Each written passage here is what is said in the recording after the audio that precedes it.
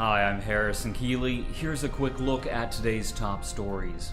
First of all, 48 people face charges after a gambling bust at a local VFW.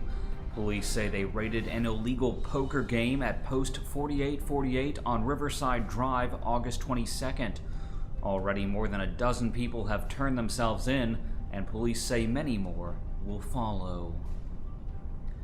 A Cleveland police officer was fired for drug use after taking his son's pain medicine when he had a kidney stone. Before then, officials say 27-year veteran Steve Tyson had an impeccable record. But in mid-August, he failed a random drug test. Now the city councils voted unanimously to rehire him if he agrees not to sue the city.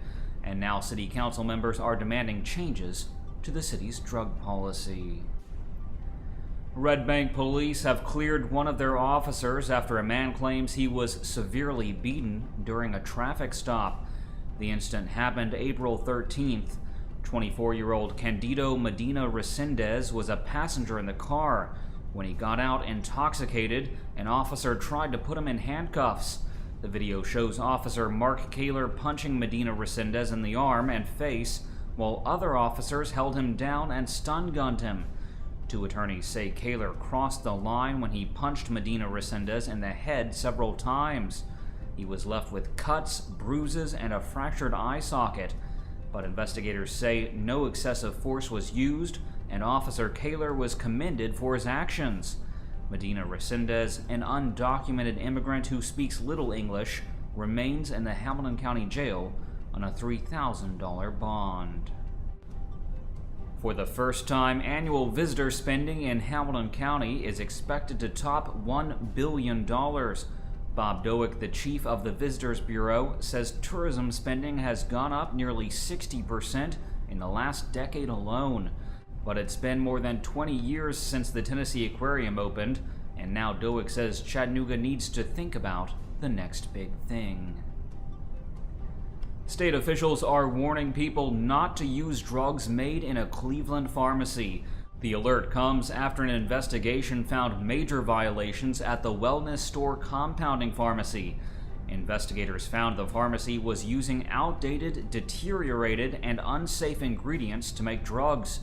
And they say the pharmacist in charge, Robin Torero, intentionally falsified records and illegally dispensed drugs using forged prescriptions. Now both the pharmacy and the pharmacist have had their license suspended. A 16-month-old child was hit and killed by a truck in East Tennessee.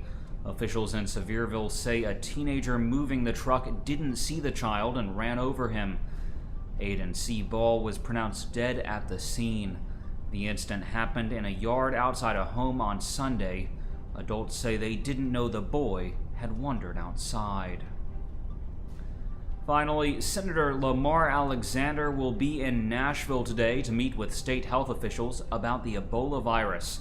He'll be visiting Vanderbilt Medical Center to discuss the outbreak's potential implications in this area. The CDC says the Ebola epidemic could reach well over 1 million cases before the end of the year. Turning to weather, today will be sunny with a high near 81 degrees. The low tonight will be around 57. That's it for today's newscast. Thanks for being with us. You can find more on these stories and breaking news all day long at timesfreepress.com.